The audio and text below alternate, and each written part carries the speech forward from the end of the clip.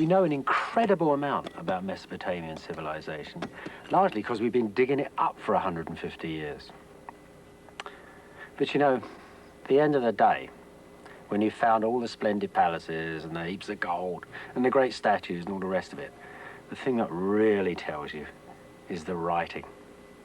Especially with Mesopotamia, because they lived in mud houses and they've all gone. But their writing survives. They invented writing. They wrote on tablets of clay like this one, polished up the surface with a beautiful shine. They got little wedge-shaped stick, and with that, they impressed little patterns. Now, these patterns had started off as pictures, but they ended up as completely abstract signs called cuneiform.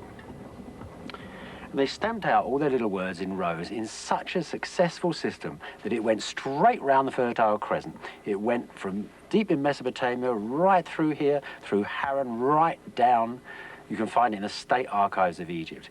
And of course, if you invent a system of writing, even though it's taken up by dozens of languages, the style of your writing stays with you. So the Mesopotamian legal system, the legal contracts, became the legal norm for the whole of the ancient world. So Mesopotamian science and dating and all that, Mesopotamian culture came out of Mesopotamia, just like Abraham, on tablets like this. This actually is quite an interesting one. It's actually a land grant. It's a business contract. It tells you that Joe now owns his plot of land and he's bought it from Fred for so much money. Well, that's rather interesting because there's a passage in the book of Genesis where Abraham is buying a plot of land. Now, archaeologists dig those land grant tablets up by the city gates usually, because that's where the documents were made out and the announcements, the public announcements of the change of property took place. And that's exactly what you find in the book of Genesis. But how vivid it is in Genesis. It tells you about Abraham, the man, buying the land in which he's going to bury his wife. And it's a lovely little story. This, of course, the Mesopotamian version is a very dry legal document, but they amount to the same thing.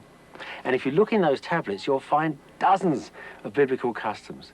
That lovely custom that Abraham and his family had of swearing oaths by putting their hand under their thigh.